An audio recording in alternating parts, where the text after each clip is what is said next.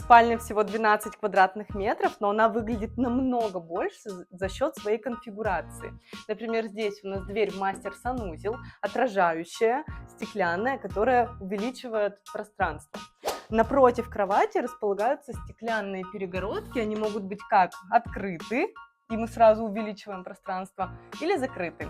С этой стороны гардероб, и с этой стороны вход в небольшое помещение. Оно сейчас выполняет функцию кабинета, но может быть заменено на лаунж-зону, и здесь можно с двух сторон входить в это помещение, потому что перегородка открывается с этой стороны тоже.